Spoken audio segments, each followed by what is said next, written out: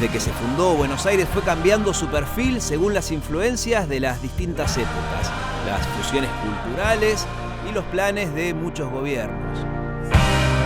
Desde hoy te vamos a contar cómo llegamos al siglo XXI y cómo se planea la Buenos Aires de 2060.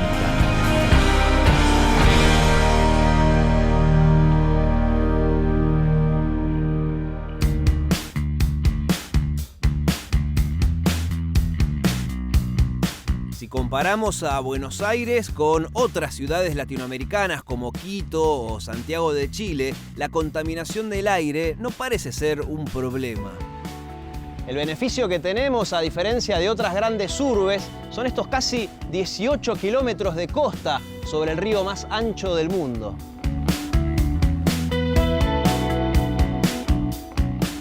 Pasa que la circulación del viento desde y hacia el estuario del Río de la Plata impide que los contaminantes del aire se acumulen en la ciudad porque tienen decenas de kilómetros para alejarse. Pero aun cuando no sea un problema urgente, pensar en una solución anticipada parece acertado.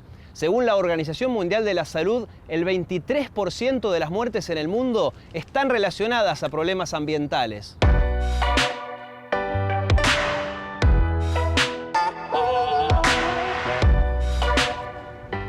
Y muchos de esos problemas ambientales están relacionados con la industria. Queda claro que para combatir la contaminación industrial es necesario ponerle condiciones a las empresas, a las de siempre y, por supuesto, a las nuevas. Por ejemplo, en 2009 se creó un distrito tecnológico en el que ya hay radicadas más de 200 empresas, aunque en el futuro cercano serán más. El distrito tecnológico comprende unas 200 hectáreas, ubicadas en los barrios de Parque de los Patricios y parte de Nueva Pompeya y Boedo, y no solo albergará a empresas. También funcionarán allí universidades e institutos terciarios del mismo rubro, claro. En la Buenos Aires de 2060, el sur de la ciudad será bien distinto al del pasado. Sin ir más lejos, hasta parecerá normal que la sede del gobierno porteño esté ubicada ahí.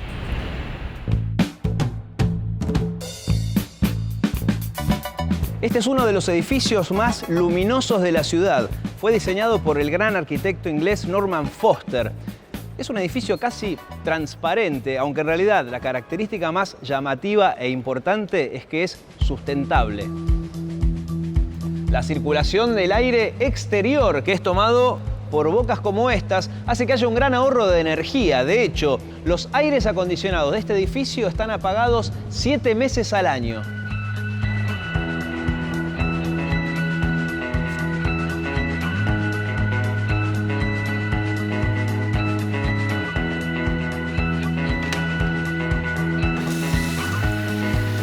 Y además el agua que se usa para la descarga de los inodoros es agua como esta, reciclada en el mismo edificio. Al sistema se lo llama recolección de aguas grises.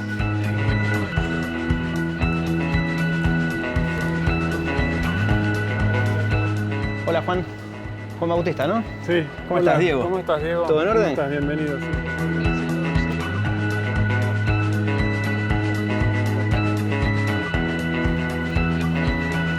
Genial, porque estamos en un subsuelo y se ven los árboles del parque, ¿no? Claro, bueno, eso fue nosotros ganamos este proyecto en una licitación de proyecto y precio, una licitación pública, que era, parte de la licitación era un concurso de arquitectura. Entonces nuestro proyecto, la gran fortaleza, la idea central que tenía era que fuera un edificio muy adecuado al barrio, muy de Parque Patricios, logrando que este parque precioso que es Parque Patricios se viera desde casi todos los lugares del edificio. Entonces fíjate que acá estamos sobre la cara sur del edificio Los Patos, es el lugar más lejano al parque, pero es tan transparente el edificio que vemos todo lo que es este monte verde de los árboles viejos del parque. No se produce el efecto invernadero, o sea, no te dan los rayos de sol, porque claro, yo veo mucho vidrio y me asusto, porque digo, acá de entrar un calor y el aire acondicionado al máximo. Claro, no. Entonces lo que nosotros hacemos, nuestro mantra por así, es tener la mayor cantidad de luz natural, pero la menor ganancia de calor. Entonces la fachada este y oeste, que es sobre todo la del oeste, cuando baja el sol, viste ese sol de Buenos Aires del oeste que te mata, nosotros tenemos todo un sistema de parasoles que bloquean el sol directo. Entonces te entra la luz, pero no te entra el calor del sol. Y la fachada sur, donde no tenemos sol directo, esa no la protegemos. Tiene sí doble vidrio hermético como el resto del edificio, pero entonces ahí aprovechamos que no tenemos sol directo para que nos entre mucha luz. Claro. Entonces, al tener mucha cantidad de luz, usamos menos electricidad para iluminar el edificio. Claro. Juan Frigerio tiene un máster en diseño urbano de la Universidad de Harvard y es además el representante en la Argentina y la región de Norman Foster, uno de los arquitectos más reconocidos del mundo y, por supuesto, el autor de esta obra. Juan trabajó con Foster en Europa, en donde los edificios sustentables de a poco dejan de ser una novedad, como si lo son para nosotros, que hasta debemos cambiar algunas conductas en el momento de habitarlos. ¿En qué cosas tiene que cambiar de actitud o modificarla de alguna forma la gente que habita este edificio? Bueno, el edificio, al ser perfectamente hambriento, te genera un cambio de conducta donde vos siempre estás trabajando en relación al otro. En muchos lugares informales, de reuniones, la gente se comunica con los demás mucho más fluidamente, todo el mundo ve lo que estás haciendo y vos ves lo que hacen los demás, entonces también hay mucho más responsabilidad y compromiso con el trabajo. Y después, en cuanto al tema de la sustentabilidad, bueno, hay mucho tema de reciclado, la gente tiene todo tipo de segregación de sus basuras, digamos, entonces ya sabe dónde tiene que dejar sus residuos. Y también, al ser abierto, implica que la gente es muy cuidadosa sobre cómo actúa, cómo se viste, qué hace con las cosas que consume. ¿Y hay espacios públicos dentro del edificio para la gente que no trabaja acá? Sí, el edificio fue pensado siempre como muy en relación a la ciudad.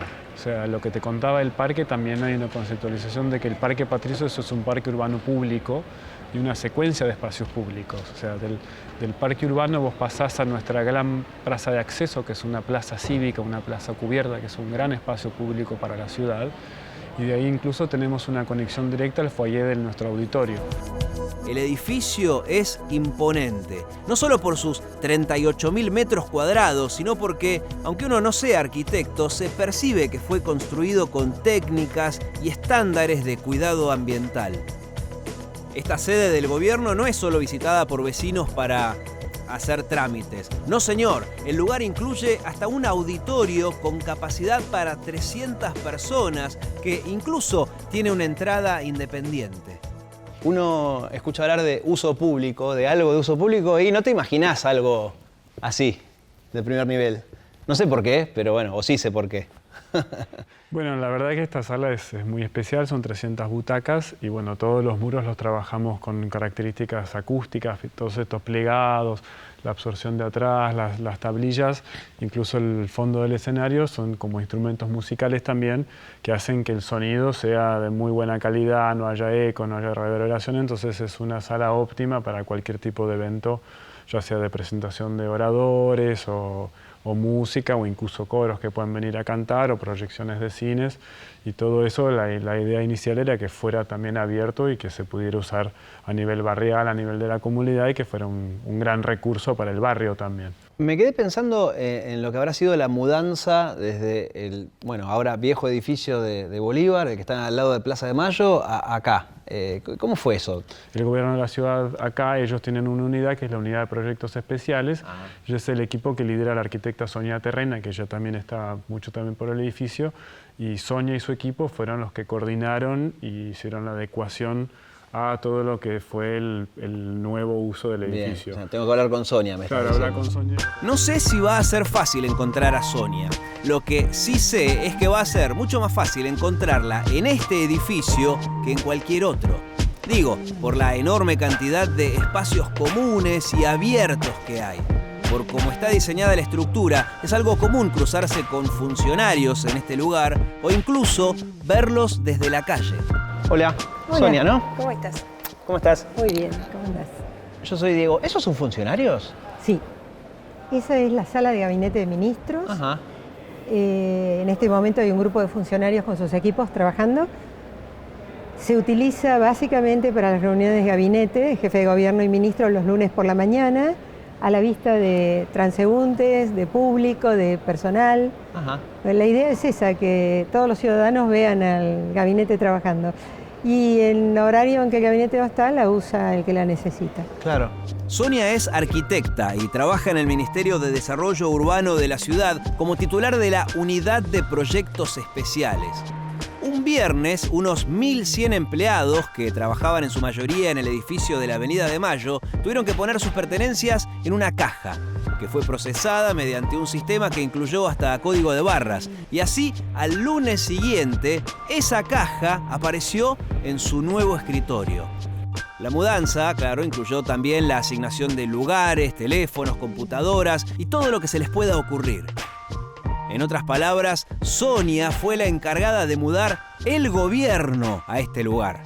¿Por qué se decidió que la nueva sede de la jefatura de gobierno esté ubicada acá en Parque Patricios? Bueno, desde el comienzo de esta gestión, 7 años atrás, se planeó que la ciudad debía tener su sede ejecutiva, su sede administrativa, fuera del circuito de Plaza de Mayo, que de alguna manera simboliza el gobierno nacional o la sede de la nación.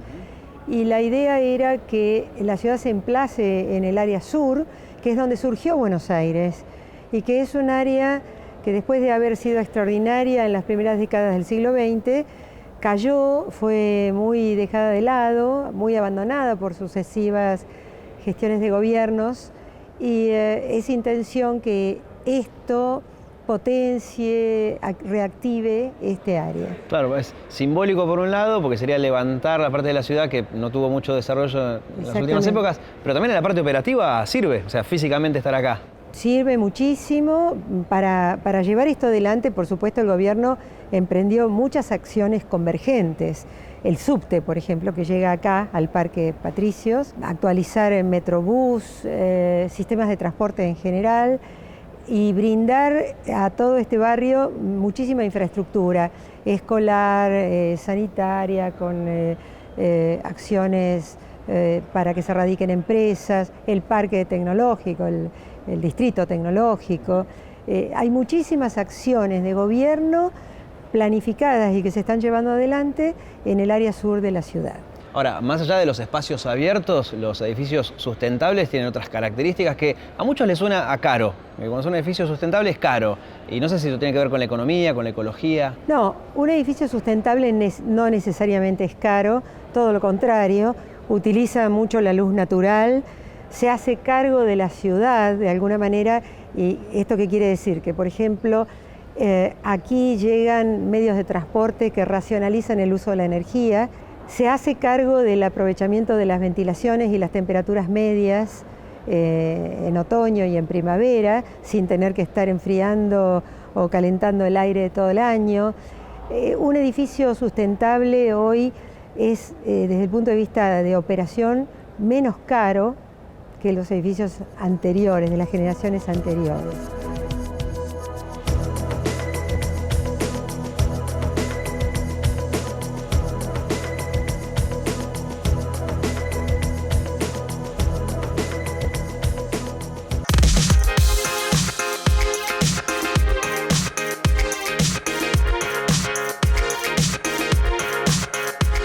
Para tener una ciudad sustentable que le haga frente al cambio climático es fundamental contar con espacios verdes. Pero espacios verdes no solo en el sentido de el arte del equilibrio urbanístico. Con el tiempo y los años, los parques y las plazas de la ciudad de Buenos Aires fueron cambiando.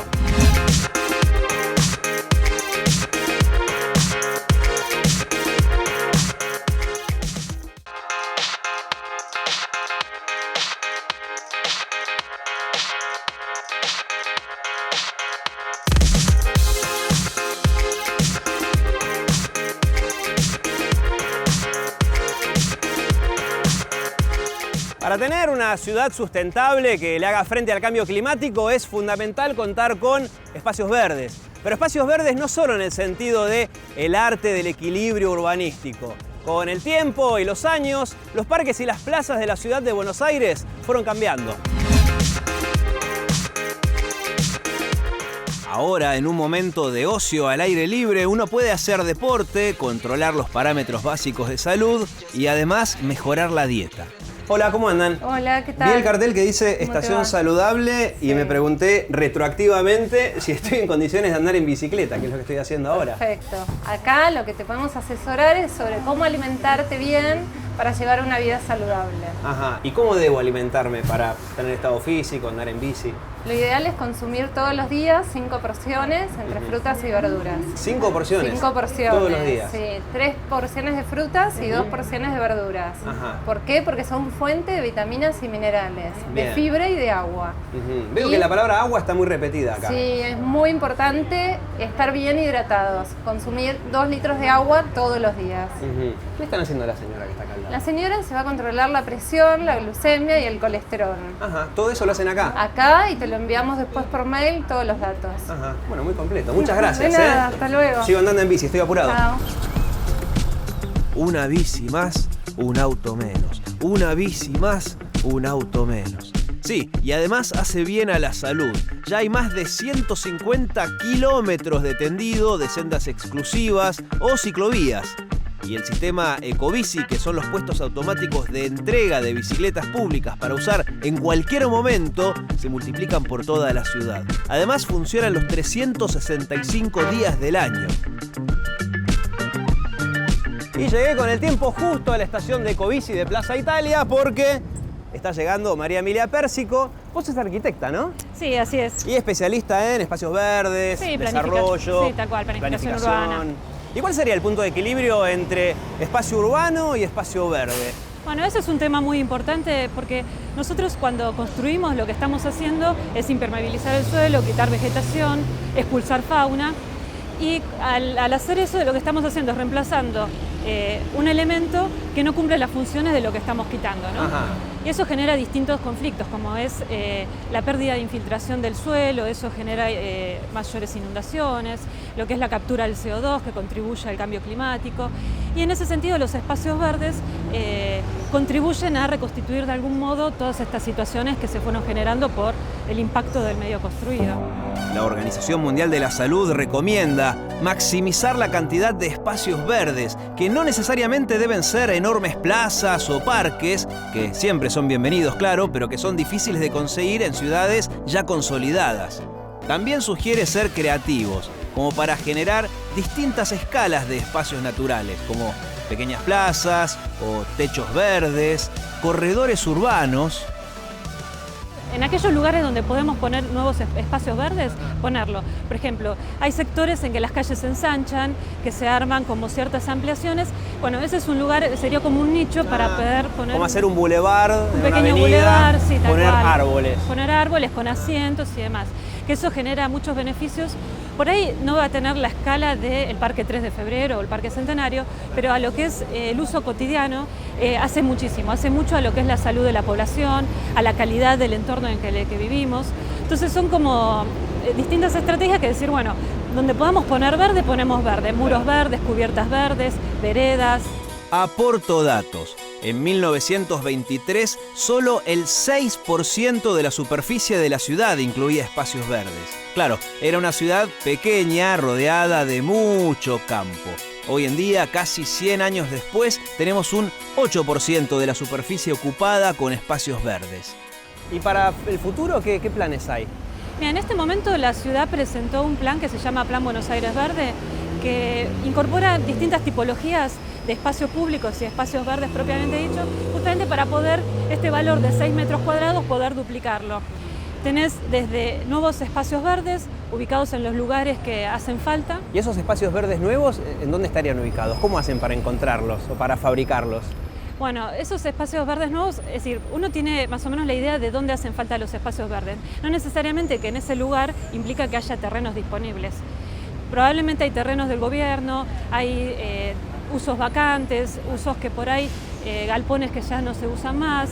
La idea es por ahí es apuntar a ese tipo de terrenos y después también es un poco apuntar a generar estos nuevos conceptos de espacios verdes, como te decía recién. Es decir, si de repente se distinguen ciertas ensanches en las avenidas o esquinas abandonadas o ciertas situaciones en las cuales uno pueda generar pequeños espacios verdes, bueno, la idea es incorporar en esos lugares, eso sería. Sería lindo, ¿no? En todas las avenidas, al menos las anchas de la ciudad, que haya un bulevar con árboles. Sí, árboles muy grandes, sí. Tapen el cielo verde, estaría bueno, me lo imagino. Bueno, espacio hay, sobre todo, una vez más, en el sur de la ciudad, hacia donde vuelvo.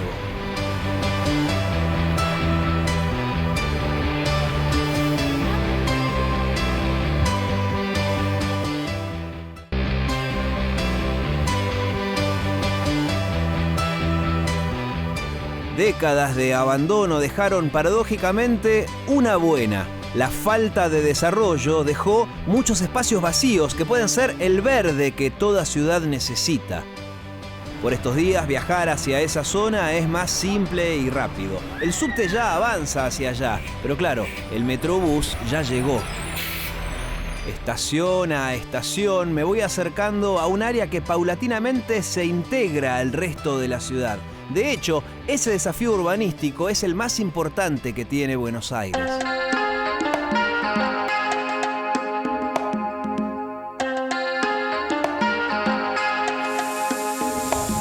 Este fue el parque de diversiones más grande de Latinoamérica. El predio tiene 120 hectáreas. Hoy es un enorme espacio verde que busca integrarse con la ciudad de cara a la Buenos Aires de 2060. Los que tenemos más de 40 conocimos este lugar como Interama. Fue construido en 1981 por una empresa privada, aunque poco después pasó a manos de la ciudad. Pero una mezcla fatal, un círculo vicioso de mala administración, abandono y por ende falta de público hizo que se lo cierre definitivamente en 2003. 5 años después el parque reabrió, pero ya sin las atracciones mecánicas. La emblemática torre tiene 210 metros de altura. Es la estructura más alta del país. Desde allá arriba nos van a poder explicar cómo piensan transformar el sur de la ciudad. Curioso, el ascensor promete subirnos 200 metros, algo así como lo que mide un rascacielos de 70 pisos, pero el tablero tiene muy pocos botones, lo cual despista un poco. Menos de un minuto y voilà. Uno pasa del encierro de un ascensor moderno a la vista que nos genera una sensación primitiva. Qué chiquititos que somos, qué chiquitito que es todo. Claro, estamos a 210 metros de altura, el equivalente a 3 obeliscos, uno arriba del otro. Con un dato adicional, alrededor de la torre no hay ninguna otra construcción que obstruya la vista. Se puede ver toda la ciudad. La torre de Interama parece una espada clavada en la tierra. En su momento parecía indicar algo así como «es acá». El parque de diversiones más grande de Latinoamérica es acá. Fernando, ¿qué pasó con Interama? Porque esto era casi literalmente Disney. Juegos, atracciones, colores, aguas danzantes cuando no había. Mira, Interama se inauguró en 1981 y llegó a haber hasta 100.000 personas por día de fin de semana, sábado, domingo. Fue un éxito, pero después tuvo una crisis, una quiebra fraudulenta. Parte de la deuda externa argentina se originó con esto. Y un juicio de más de 30 años. Eso generó la decadencia, no solo de este lugar, sino toda la zona sur de la ciudad fue entrando en decadencia. Claro. Fernando Álvarez de Celis es el responsable de esta transición que atraviesa el lugar. Es decir, por un lado, la de aumentarle el perfil de parque o pulmón verde. Y por el otro, jugar en equipo con quienes se encargan del acceso al lugar. ¿Y qué piensan hacer acá? Bueno, lo que nosotros creemos es que hay que volver a la trama urbana. Estos lugares, como eran tan grandes, se hizo el autódromo, se hizo este parque, el Parque Roca, pero no hay conexión de escala humana. Entonces, vos llegás con tu auto, haces tu actividad y te vas. Si la actividad fracasa, como hablamos recién del Interama, fracasa toda un área de ciudad. Entonces, lo que creemos que hay que hacer es que haya actividad como esta de fin de semana, pero también actividad diaria. Para eso lo que hay que hacer es urbanizar las áreas degradadas, como las villas, es la zona donde más villas de emergencias hay, y generar nuevas urbanizaciones, como por ejemplo la Villa Olímpica. Buenos Aires va a ser sede olímpica en 2018, se va a hacer en esta zona de la ciudad. Lo que va a generar es que venga a vivir gente de clase media, donde va a haber también una escuela de la Universidad de Buenos Aires, O sea que va a haber interacción urbana que permita que este lugar se desarrolle. Claro, un lugar fijo, donde haya gente que tenga donde vivir o a donde venir y estar más tiempo, ¿no? Algo puntual y después retirarse. Exactamente, tiene que haber vida diaria. Se está haciendo el polo logístico, que es lo mismo. ¿Qué es el polo logístico? El polo logístico, hoy la ciudad tiene un montón de sedes, de camiones, de empresas que cargan y descargan en lugares particulares de la ciudad. Eso genera mucha polución, problema en el tránsito, se ordena todo en un lugar de la ciudad y se usa solamente las autopistas para los camiones. Entonces van a estar en un lugar concentrado, pero va a generar 5.000 puestos de trabajo directo. Entonces también aquí lo que se necesita es generar empleo diario que genere esto que hablábamos antes, la interacción entre las personas en una ciudad, que es lo que genera una ciudad finalmente. Claramente acá no hacen falta planos para entender de ubicaciones o zonas. Desde estas ventanas uno tiene el privilegio de tener un mapa en vivo. ¿Ves? Por ejemplo, ahí tenés el polo logístico y aquí tenés el polo farmacéutico, que aquí se van a instalar los laboratorios que hoy están en la zona norte de la ciudad, se van a relocalizar en esta zona para generar empleo aquí.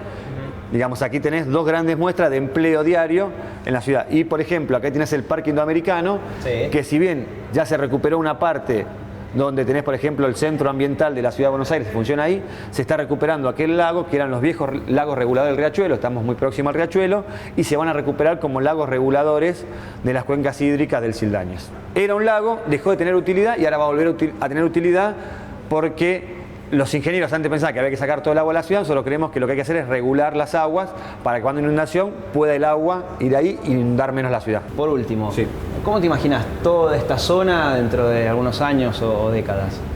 Y la verdad me lo imagino como un lugar más de la ciudad donde se pueda recorrer. O sea, me imagino con mucha más densificación, con mucha más población, que uno no tenga, o sea, hoy cuando viene acá se sorprende por cómo es la estructura arquitectónica, urbanística de este lugar. Se va a sorprender, pero por lo bueno. O sea, va a estar dentro de los barrios de la ciudad. O sea, tiene que ser absorbida por el resto de la ciudad. Que uno se sienta que está dentro de la ciudad y no que no pertenece a la ciudad. Ese será como el desafío que tenemos que encontrar. Es cierto, esta parte de Buenos Aires, con sus espacios amplios, sus cuadras y manzanas extra large, parecen otro lugar. De hecho, desde acá arriba se puede ver claramente una frontera. ¿Ven esa línea hasta donde llegan los edificios altos? El desafío es romper esa frontera imaginaria. Para eso es necesario urbanizar, generando infraestructura de cara a la Buenos Aires de 2060.